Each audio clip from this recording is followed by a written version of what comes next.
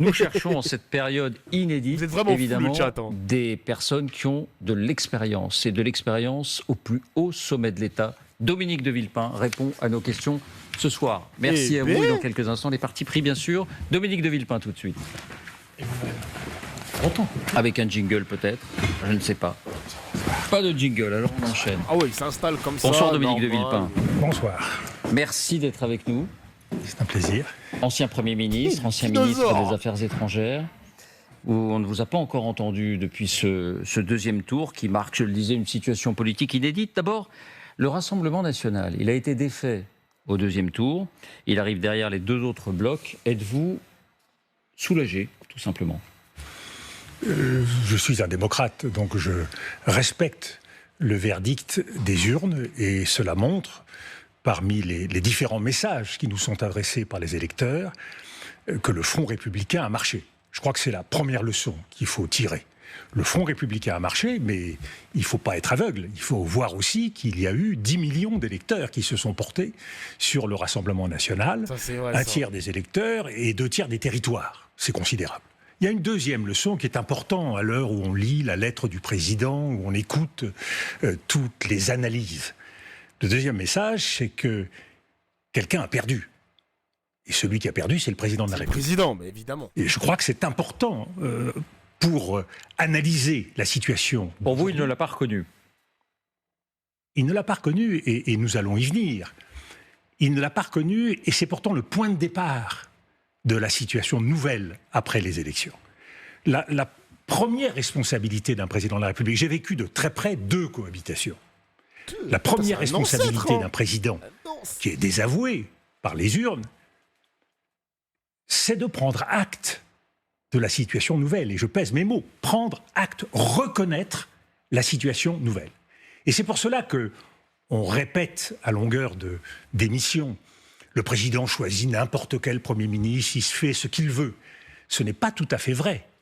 Il fait ce qu'il veut dans le cadre de nos institutions, dans le Si cadre... Dominique de Villepin se présente au présidentiel, est-ce que tu voterais pour lui?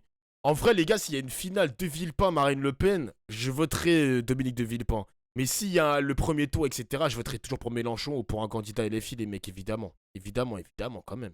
Mais n'oublions pas quand même que c'est un homme de droite, hein.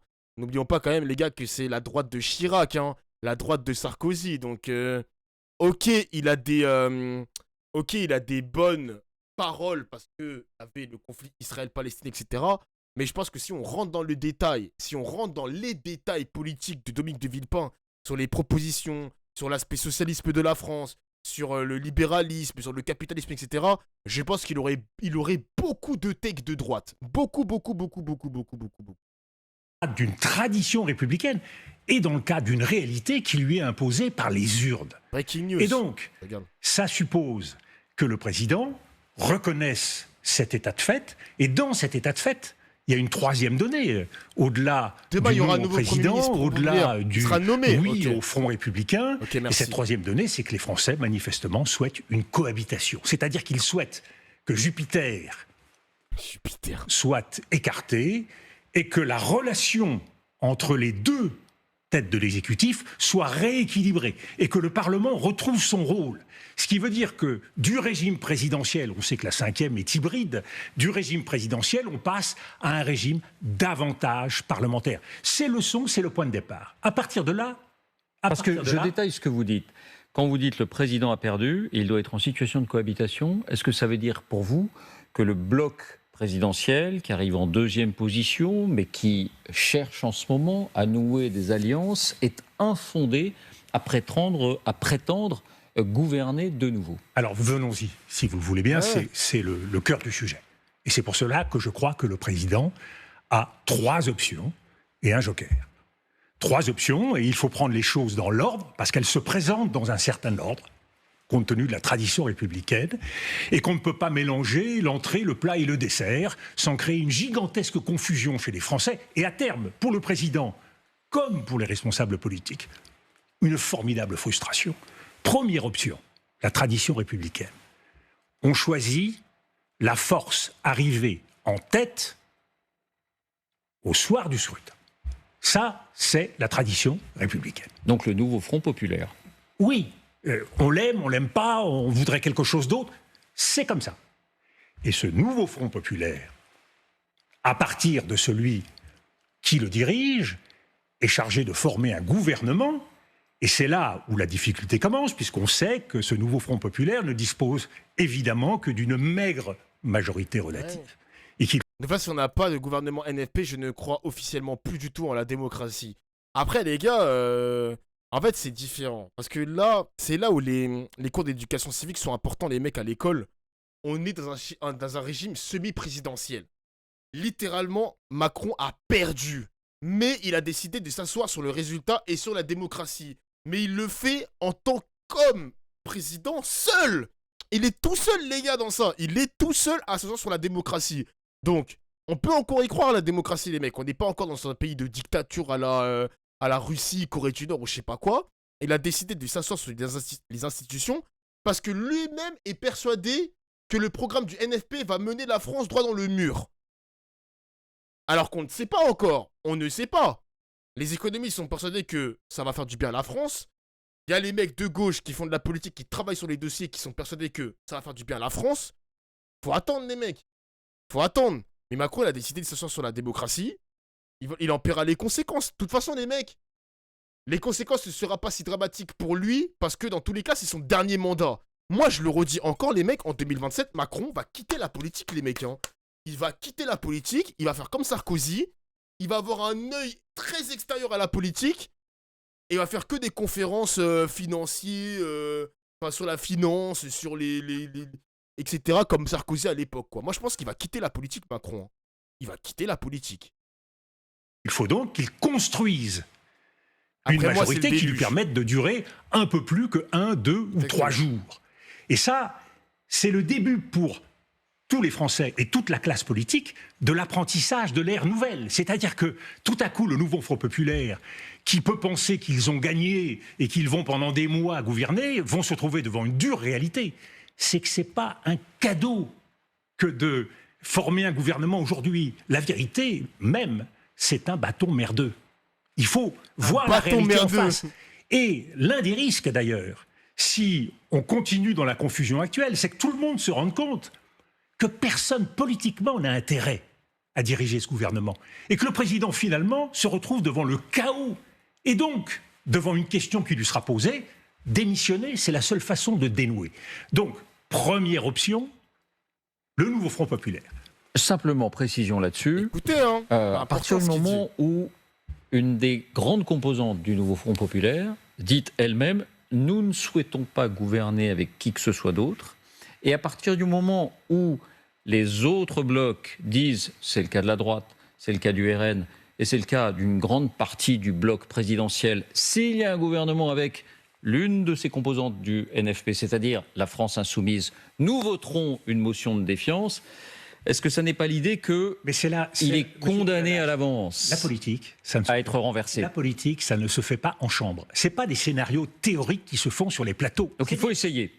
Mais c'est pas qu'il faut essayer, c'est la première étape. Il faut le faire, mais c'est la première étape. Et à partir de là, on va voir, après, on va voir. Si effectivement il y a une partie du nouveau Front populaire qui ne veut pas élargir, ce gouvernement tombera très vite. Et une partie de ce nouveau Front populaire pourra éventuellement retrouver sa liberté. Cela créera d'autres opportunités. Mais il faut faire les choses dans l'ordre, méthodiquement. Nous sommes aujourd'hui devant le combat des Horaces et des Curiaces. C'est donc par étapes qu'il faut procéder. La deuxième étape... Par contre, je trouve que le NFP se chie dessus à ne pas avoir déjà proposé un gouvernement d'Ofla. Mais les gars, vous êtes trop pressés, la famille. Les gars, vous êtes trop pressés. Tous les jours, vous faites le jeu des journalistes, en fait. Tout le monde, tous les journalistes, ils sont en mode, mais faites un gouvernement, proposez un premier ministre, etc., etc. Mais les gars, il y a des discussions, il y a des négociations. Patientez, les mecs, patientez. Vous êtes trop pressés pour avoir un nom. La politique, c'est le temps long, exactement. La politique, ça prend de la patience aussi, les mecs. Ça fait même pas une semaine en plus, c'est dimanche qu'on a eu les résultats.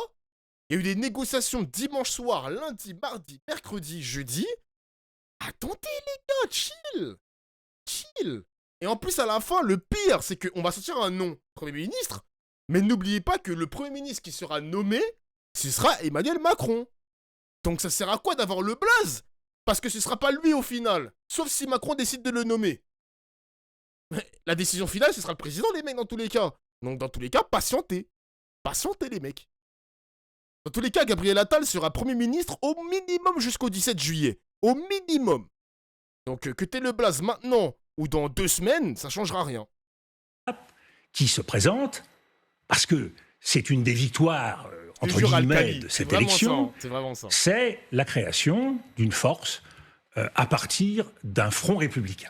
Quoi, date du 17, je sais pas. Front républicain, le front républicain tel qu'il s'est joué dans les urnes, c'est contre le Rassemblement national.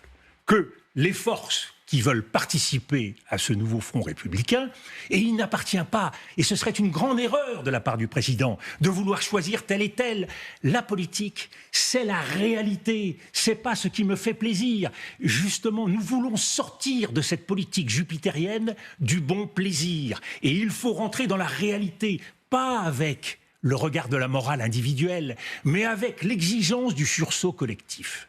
Et donc, nous allons voir si ce Rassemblement républicain, ce front républicain, est capable, lui, d'élargir ses forces et de rassembler davantage. Deuxième étape, si c'est un échec à nouveau, troisième option, attendez, la plus ambitieuse. Ce qui serait une réussite donc, pour vous dans cette deuxième étape, c'est que, hypothèse d'école, le Parti socialiste, c'est-à-dire une partie du NFP qui aurait fait scission suite à l'échec de la première étape, réussisse à s'allier peut-être avec les écologistes, avec le bloc présidentiel, peut-être avec la droite. C'est ça. Mais non, il comprend pas le journaliste. En fait, si ça échoue, s'il y a un gouvernement de cohabitation qui échoue à cause d'une motion de censure, le PS ne va pas faire une scission. Parce que ce sera les macronistes et les mecs du RN qui vont rejoindre la motion de censure. Là, mais les gars, faut se rendre compte à quel point le pays est foutu. Le pays est foutu, genre. À quel moment les socialistes vont quitter l'Union parce qu'il y a une motion de censure? Ben non, c'est pas eux qui l'ont signé dans tous les cas. C'est juste que là, le pays... Les mecs, on est tellement dans la merde, faut se rendre compte dans la merde qu'on est. Actuellement, c'est une folie, genre. Ne faites pas dire ce que je n'ai pas dit. Moi, je ne souhaite rien. Parce que je crois qu'il faut respecter les électeurs. Et c'est pour ça qu'il faut de la méthode. Étape par étape. N'anticipons pas. Le nouveau Front populaire, il a été élu par des électeurs. Il a été choisi. Et on ne trahit pas l'électeur comme ça, avec un esprit de combinaison. Donc, respectons. On verra ce qui se passe. Mais ce que je dis, c'est que si vous procédez étape par étape, vous avez de plus en plus d'opportunités.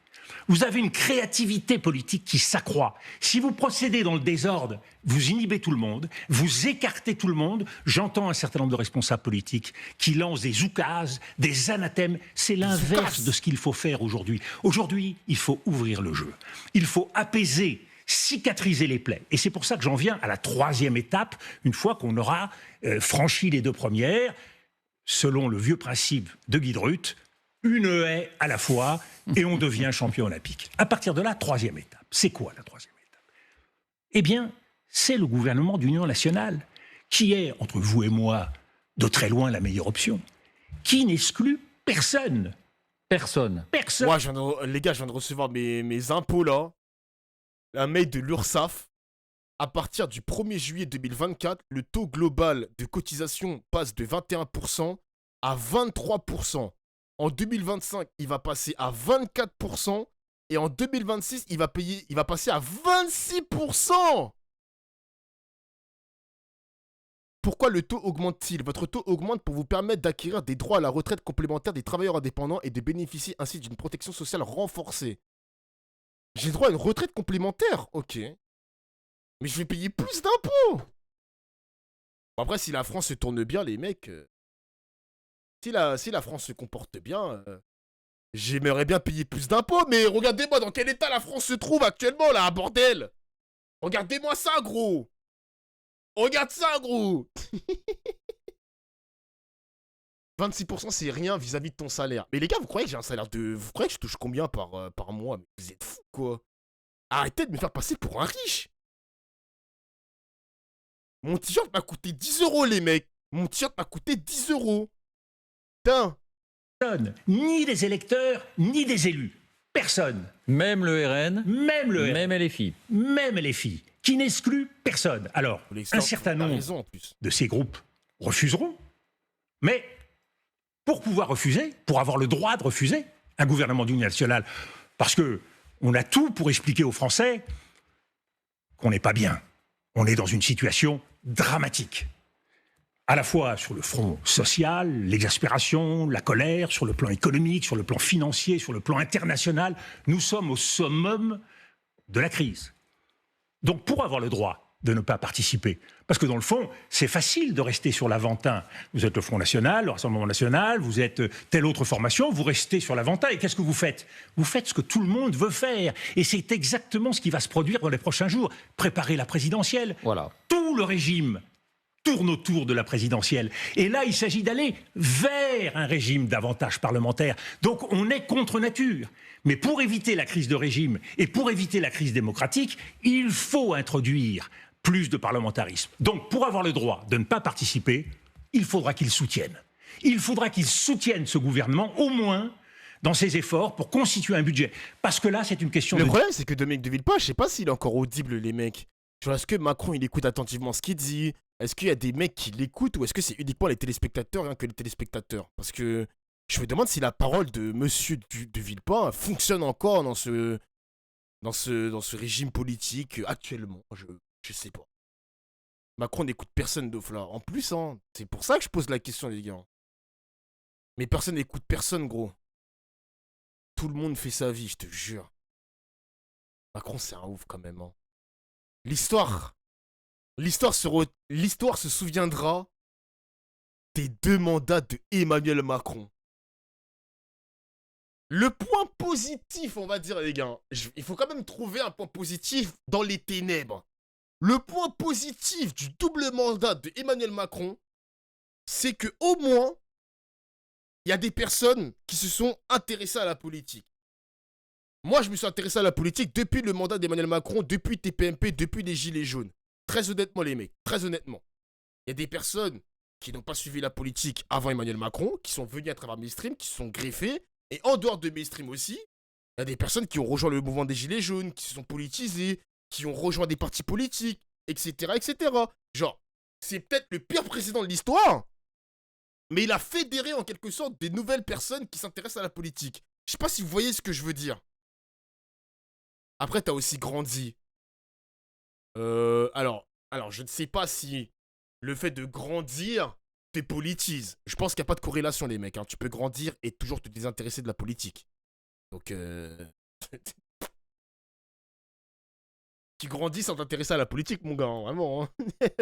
Dignité et de responsabilité politique. Pardon, Dominique de Villepin, dignité, responsabilité, mais la politique, ce sont aussi des intérêts. Quel serait l'intérêt du RN, de Marine Le Pen, pour ne pas la nommer? Quel serait l'intérêt de LFI, de Jean-Luc Mélenchon, qui se projette effectivement dans la présidentielle, de soutenir un tel gouvernement? Je vais vous le dire. L'intérêt, c'est de sauver la France. Et l'intérêt du président de la République, c'est d'être le moment venu en situation d'être le guide, le garant et l'arbitre. Or, plus il met les mains dans l'huile, plus il passe ses nuits à écrire des lettres, non pas aux Français, mais aux partis politiques, plus il s'éloigne de ses positions qui sont notre meilleur atout dans les crises qui s'annoncent, dans les difficultés qui s'annoncent. Il n'aurait pas dû exprimer de préférence. Mais pas du tout. Il doit être l'arbitre d'une procédure qui prend en compte les intérêts généraux du pays, la continuité institutionnelle. Il a raison, les gars. J'ai l'impression que Macron, il est parti aux États-Unis. Bon, il avait l'obligation avec l'OTAN, etc. Mais t'as le sentiment quand même qu'il se déresponsabilise de ce qui se passe actuellement en France. À la fin de sa lettre, il dit respectueusement, je vais écouter, je vais nanani, je vais écouter les Français, etc. Mais t'as l'impression qu'il se déresponsabilise. Genre, c'est folie, gros. Et qui prennent en compte la tradition républicaine. Le président doit être au-dessus de ce jeu-là. Oui. Jupiter est mort. Et Jupiter a été battu dans les urnes. Ça, je pense que c'est le point de départ de tout. Et il faut donc que, ces choix qui doivent être faits, les uns après les autres, on ajoute un nouvel esprit qui correspond à cette période. Ce nouvel esprit, parce que vous le dites à juste titre, tous les partis veulent retourner à leur petit jeu, préparer les élections, faire en sorte de dominer les autres.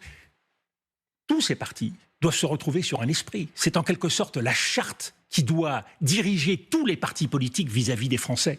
C'est l'intérêt général, la défense de l'intérêt général. Si nous succombons au régime des partis et aux intérêts partisans, eh bien, nous allons vers la catastrophe. Et le président, s'il a une vocation, c'est à rappeler chacun à ses devoirs, à commencer par lui-même.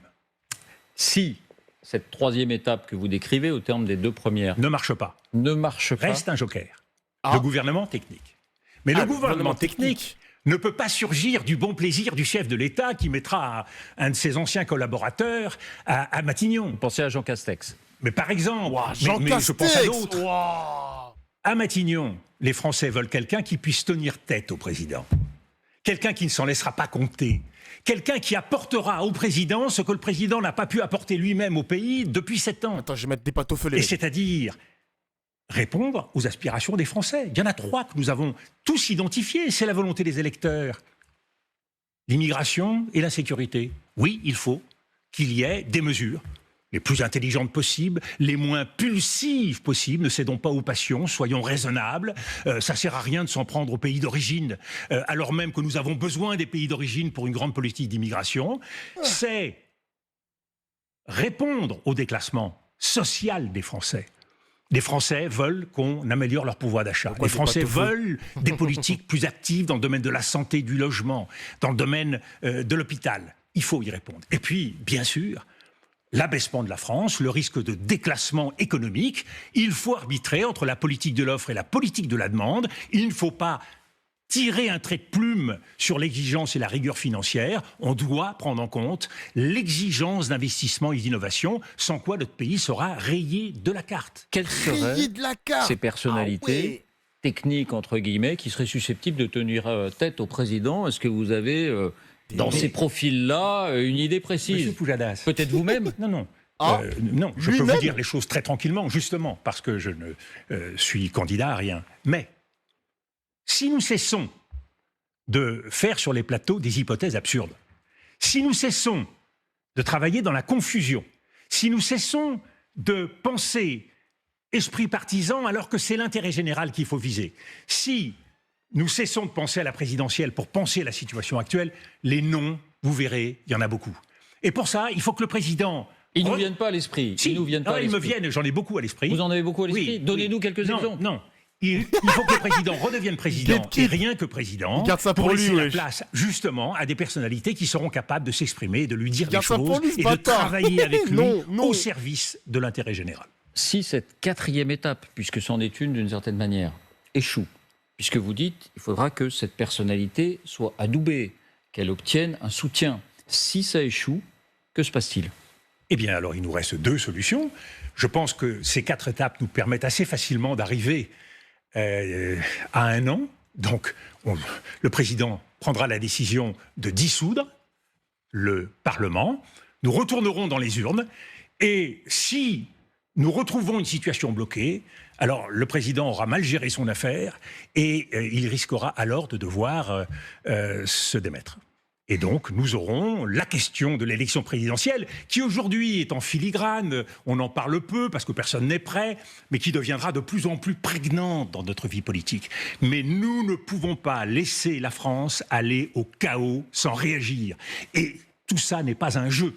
Tout ça est tragique pour notre pays. Ça va nous coûter extrêmement cher. Les générations futures paieront notre inconséquence. Donc, la responsabilité... On va le payer, il a raison les gars, tout ce qu'il dit, je le souscris. Macron, il n'y a plus de capitaine les mecs, le bateau il est en train de chavirer, il n'y a pas un capitaine, il n'y a rien, il n'y a pas de boussole, il n'y a rien ma gueule, c'est chaud quand même hein. Moi ça me préoccupe les gars en vrai de vrai, hein. Moi ça me préoccupe. Honnêtement ça me préoccupe, je me dis mais on va où là, on se dirige vers quoi genre? Elle est aujourd'hui d'abord, bien sûr, de la classe politique. Elle est évidemment du président de la République, mais elle est celle de toute la société, de tous les corps intermédiaires. J'entendais les syndicats qui prennent des positions très fortes sur la crise sociale. Tous, nous sommes responsables. Nous allons accueillir le monde dans quelques semaines. Nous sommes responsables de la façon dont la France va les accueillir, la façon dont on va être capable de sécuriser ces Jeux Olympiques. Donc, l'esprit de responsabilité, il est collectif. Précisément. Et une fois de plus, nous en tirerons les conséquences le moment venu. Il y a des réponses à chaque étape si on fait les choses dans l'ordre. C'est la confusion qui mène au chaos. Précisément, 2 dernières questions.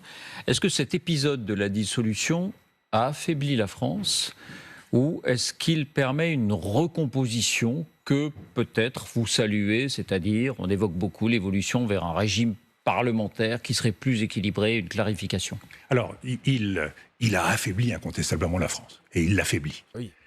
Que l'on tire des vertus, que l'on tire des leçons de ce drame, oui, il y en a plusieurs. Un équilibre plus juste des institutions, un régime plus à l'écoute du Parlement, ce qui va poser très vite, à mon sens, et c'est pour cela que, y compris sur l'équation institutionnelle républicaine, parce que ça peut faire partie d'un programme, aujourd'hui, d'un nouveau gouvernement, renforcer nos institutions républicaines, changer de mode de scrutin, faire avancer le mode de scrutin. C'est la fin de la 5ème République, on dirait Dofla. Non, je pense pas, les mecs, je pense pas. Je pense qu'elle est très abîmée, cette République. Hein. Elle a été très abîmée durant son quinquennat, mais je pense pas que ce soit la fin actée du 5e, de la 5ème République. Je ne pense pas, les mecs, je ne pense pas. Moi, je n'y pense pas. Je pense pas du tout à ça. Faire en sorte que personne ne puisse être exclu de la vie nationale. Adopter des mesures en ce qui concerne, par exemple, la pleine reconnaissance des binationaux qui sont aujourd'hui soupçonnés de ne pas appartenir à la nation. Faire en sorte que la xénophobie ne puisse pas l'emporter. Nous avons plusieurs mesures que nous pouvons prendre. Mais nous devons être conscients que la France, qui a un rôle éminent en Europe, la France qui a une responsabilité majeure sur la gestion des crises, et je pense à l'Ukraine et je pense à Gaza. Voyons ce qui s'est passé dans les derniers jours. Le massacre qui a eu lieu dans un hôpital pour enfants en Ukraine, le massacre qui a eu lieu à Gaza dans une école, tout cela est tragique. Eh bien, la France doit apporter son concours. La France ne peut pas tourner la tête. Et ça... C'était ma dernière question, Dominique de Villepin, pour vous qui voyagez beaucoup et qui vous entretenez beaucoup avec les uns et les autres à l'international. Est-ce que pour vous, la France... Là, tu penses quoi de mon analyse?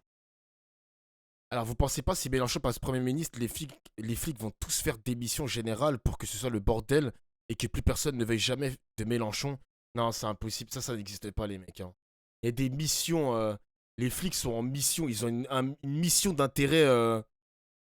d'intérêt de la nation, donc ça m'étonne. Non, mais les gars, je sais que vous êtes des bandeurs de la révolution, mais ça passera jamais, les gars. Ça passera jamais, genre. Ça n'existe pas, genre. Ça n'existe pas. Peut-être dans GTA, ça existe, mais pas dans la vraie vie. Exactement, B-boying. Gars, désolé, hein, Après, je suis pas là pour juger, parce que, vas-y, il y a des personnes peut-être qui sont nouveaux dans la politique, ils apportent quand même leur lot de questions, d'interrogations, etc. Donc, je suis pas là pour juger. Mais t'es trop naze! Ah non, je rigole. Non, les gars, je rigole. est affaiblie à l'international. La parole de la France est affaiblie par ce qu'on a connu dans ce mois de juin et de juillet. Elle est affaiblie, considérablement affaiblie, parce qu'elle est divisée et qu'elle se divise encore plus. Ouais, ça, et qu'elle est ce que j'ai dit. Absente aujourd'hui, ou en tout cas moins crédible aujourd'hui, sur la gestion d'un certain nombre de grands dossiers internationaux. Je pense que le président de la République a dû le voir en se rendant à Washington. Il n'a sans doute pas tout à fait la tête à s'occuper des questions qui sont les grandes questions internationales, même si c'est un professionnel. Aujourd'hui, il est difficile de ne pas être obsédé par ce qui se passe sur le territoire national. Or, nous avons besoin, nous sommes un grand pays, nous avons besoin d'assumer nos responsabilités. Oui, donc nous devons être capables dans la crise de faire la part des choses et nous devons tenir notre rang. Depuis ma chaise, une fois de plus, si on prend en compte l'intérêt général, la nécessité d'une certaine grandeur française, si on prend en compte la nécessité de défendre le rang de la France, alors nous ne nous tromperons pas collectivement sur le chemin à suivre. Merci beaucoup, Dominique de Villepin, d'avoir été notre invité ce soir. Merci. Place au parti pris. Nous rejoignent Abnouch Chalmani pour l'International. Non, intéressant.